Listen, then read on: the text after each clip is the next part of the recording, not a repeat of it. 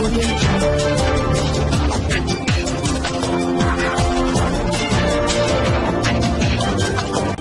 भारत, केवल खबरें और कुछ नहीं। नमस्कार, मैं हूं अंजलि। आरपी भारत में आपका स्वागत करती हूं।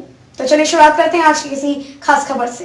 रोहतास जिले के सभी 7 विधानसभा क्षेत्रों में प्रथम चरण में 28 अक्टूबर को मतदान कराया जाएगा। आज चुनाव की तारीखों की घोषणा के साथ आदर्श आचार संहिता लागू हो गई है। जिलाधिकारी सह जिला निर्वाचन अधिकारी पंकज दीक्षित ने बताया कि चुनाव की अधिसूचना 1 अक्टूबर को जारी होगी। नामांकन की अंतिम तिथि 8 अक्टूबर, नामांकन पत्रों की जांच 9 अक्टूबर और नाम वापसी की अंतिम तिथि 12 अक्टूबर को होगी। उन्होंने बताया कि जिले में कुल 3212 मतदान केंद्र हैं, जिसमें 491 शहरी क्षेत्रों में और 2721 ग्रामीण क्षेत्रों में अवस्थित है। जिलाधिकारी ने बताया कि जिले में कुल मतदाताओं की संख्या 21,82,675 है, जिसमें 11,42,846 पुरुष और 10,39,758 महिला और 71 अन्य मतदाता हैं। इस मौके पर पुलिस अधीक्षक सत्यवीर सिंह ने बताया कि अभी तक 7,684 लोगों के विरुद्ध धारा 107 दंड प्रक्रिया संहिता की कार्रवाई की गई है और 133 के विरुद्ध बिहार क्राइम कंट्रोल एक्ट के तहत कार्रवाई का प्रस्ताव भेजा गया है। पुलिस अधीक्षक सत्यवीर सिंह ने कहा कि सभी मतदान केंद्रों पर पुलिस बल की व्यवस्था मुकम्मल रहेगी। उन्होंने कहा कि सभी थानों के पास बैरियर लगाया जाएगा। रोहतास से रोहित सिंह की रिपोर्ट। जो चुनाव घोषणा प्रथम चरण में की गई है और हमारे यहाँ पे ये अधिसूचना निर्गत करने की तिथि 1 अक्टूबर को है, 1 तारीख से शुरू होगा और 28 को हमारी मतदान की तिथि है और उसके बाद 10 नवंबर जो एक समेकित तिथि होती है मतगणना की, उसमें मतगणना होगी। नामांकन की तिथि कब से शुरू होगी? नामांकन का प्रोसेस हमारे यहाँ पे जो 1 तारीख का नामांकन का जैसे ही 1 तारीख को नोटिफिकेशन निकलता है, नामांकन का प्रोसेस शुरू हो जाता है और 8 तारीख तक उसका तिथि है नामांकन का अंतिम तिथि। 9 तारीख को अपना नाम वापस ले सकते हैं इफ दे आर विलिंग और उसके बाद मतदान का तिथि जो है वो 28 तारीख को है। स्क्रूटनी का तिथि 9 तारीख को है, नाम वापसी का तिथि 12 तारीख को। उसके बाद फाइनलाइज कर नामांकन में कोविड को लेकर के एहतियात, कोविड को लेकर इस बार 2 नए डायरेक्शन निकाले गए हैं। पहले 5 लोगों को परमिशन होती थी आरओ के चैम्बर में आने के लिए, अब केवल 2 लोगों को परमिट किया गया है। वैसे ही पहले 3 गाड़ियों का प्रयोग कर सकते थे, अब केवल वो 2 गाड़ियों का ही प्रयोग कर सकते हैं। प्रस्तावक की संख्या घटाई जाएगी? नहीं, उनके बारे में कुछ नहीं कहा गया है, केवल वो जो आ सकते हैं अंदर उनके बारे में स्पेसिफिक कहा गया है। 2 ही लोग आ सकते हैं। सर, आचार संहिता का कोई उल्लंघन करता है तो उसके लिए कोई खास किया गया क्या? आचार संहिता के उल्लंघन के लिए जो कमीशन के द्वारा इलेक्ट्रॉनिक डिवाइसेस भी हैं, ऐप भी है, सीवीजिल ऐप के माध्यम से किया जा रहा है और साथ में ही जो हमारे यहाँ पे एफएसटी एसएसटी है उनका फॉर्मेशन किया गया है, जैसा अभी आपको इसके सामने डिटेल में बताया है। उनको हम लोगों ने 2 दिन पहले भी बैठक करके एक्टिवेट किया है एंड वी विल इंश्योर कि किसी भी तरीके का वायलेशन नहीं हो और इन केस यदि वायलेशन होता है तो उस पर तत्काल जो है कठोर से कठोर कार्रवाई की जाए। ये चुनाव को लेकर जो प्रत्याशी हैं किन किन बातों को ध्यान में?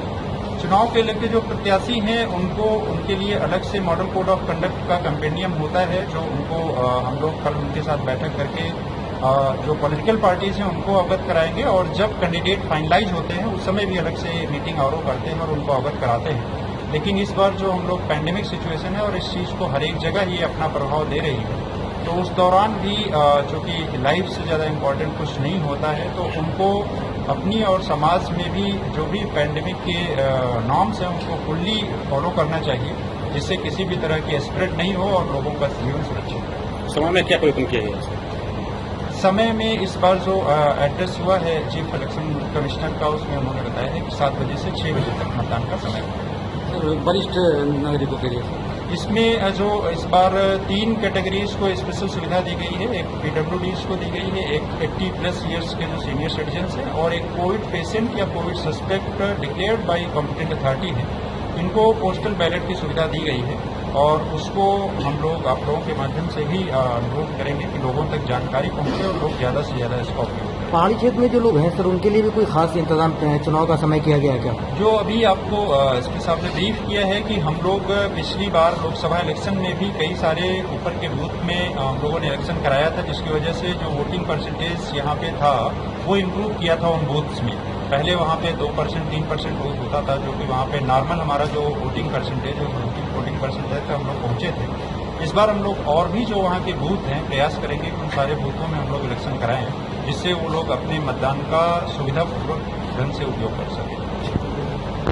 अभी हम लोग रोहतास जिला में जो इलेक्शन कमीशन का शेड्यूल आया है उसके अनुसार फर्स्ट फेज में इलेक्शन होना है और हम लोग जैसा आप जानते हैं पिछले 2 माह से लगातार सभी पहलुओं पर विधि व्यवस्था संधारण के और वल्नरेबिलिटी मैपिंग से लेकर एंटी सोशल एलिमेंट्स पर कार्रवाई सुनिश्चित करना, नक्सल विरोधी अभियान चलाना, ये सारी कार्रवाइयाँ हम लोग पिछले 2 महीने से बहुत ही एक ड्राइव के रूप में हम लोग इसको चला रहे हैं। हम लोगों ने काफ़ी लोगों को चिन्हित कर लिया है, करीब 7,500 लोगों पर अभी तक हम लोगों ने चिन्हित करके उनके विरुद्ध बाउंड डाउन की कार्रवाई सुनिश्चित करा रहे हैं। बहुत जो कुख्यात एलिमेंट्स हैं उनमें 113 चिन्हित हो चुके हैं, जिनके विरुद्ध हम लोगों ने CCA 3 के तहत प्रस्ताव समर्पित किया है। हम लोगों की flying squads, SST teams, sector officer सब फॉर्म हो चुकी हैं और अब हमारा जितना भी मॉडल कोड ऑफ कंडक्ट का इन्फोर्समेंट है वो हम लोग स्ट्रिक्टली आज से सुनिश्चित कर रहे हैं और उन लोगों को एक्टिवेट कर रहे हैं। चेक नाका इस्टेब्लिश हो गए हैं सभी जगह। अब कल से हम लोग इंश्योर करेंगे किसी भी प्रकार का violation model code of conduct का वो नहीं हो, तो model code of conduct enforcement हम लोग स्ट्रिक्टली करेंगे। साथ में वल्नरेबल टोला का आइडेंटिफिकेशन और वल्नरेबल जो बना रहे हैं लोग वैसे एंटी सोशल एलिमेंट्स का वेरिफिकेशन हम लोग कर रहे हैं, उनके विरुद्ध हम लोग कार्रवाई सुनिश्चित करेंगे। पर्याप्त मात्रा में फोर्स मिलेगा हम लोगों को, सेंट्रल आर्म पुलिस फोर्सेस, और मुझे उम्मीद है कि प्रत्येक बिल्डिंग पर हम लोग पैरामिलिट्री फोर्सेस का डिप्लॉयमेंट चुनाव के दिन करेंगे और कहीं पर भी कोई भी किसी प्रकार की विधि व्यवस्था की समस्या बूथ पर चुनावी प्रोसेस में नहीं होगी, इसको हम लोग इंश्योर करेंगे। सर, कुछ ऐसे जिले हैं रोहतास जिला में जो दूसरे स्टेट से लगती है, वहाँ पर क्या इंतजाम किया गया? इसके लिए हम लोगों ने हमारा जो रोहतास जिला है झारखंड राज्य के पलामू, गढ़वा और यूपी के सोनभद्र जिला से बॉर्डरिंग है। इसमें हम लोगों ने थाना स्तर पर, SDPO स्तर पर, एडिशनल SP स्तर पर, SP स्तर पर हम लोगों ने बैठक कर ली है, बॉर्डर मीटिंग्स, और उन बूथ्स को आइडेंटिफाई किया है जो बॉर्डरिंग एरियाज में पड़ते हैं। वहाँ पर बूथ लेवल पर हम लोग सुरक्षा सुनिश्चित करने के लिए जॉइंट ऑपरेशन चलाएंगे। उस दिन चेक नाका हम लोग अपनी तरफ कहाँ पे लगाएंगे, बॉर्डरिंग डिस्ट्रिक्ट्स में कहाँ पे लगेगा, ये आइडेंटिफिकेशन हो चुका है, ताकि कोई भी दूसरे राज्य से किसी भी प्रकार से हमारे राज्य में हमारे जिला के अंदर उसके कोई बदमाशी नहीं कर पाए चुनाव के दिन या चुनाव को पहले। इसको हम लोग इंश्योर करने के लिए सारी बॉर्डर मीटिंग्स कर रहे हैं हर एक स्तर पर और सूचनाओं का आदान प्रदान हो रहा है।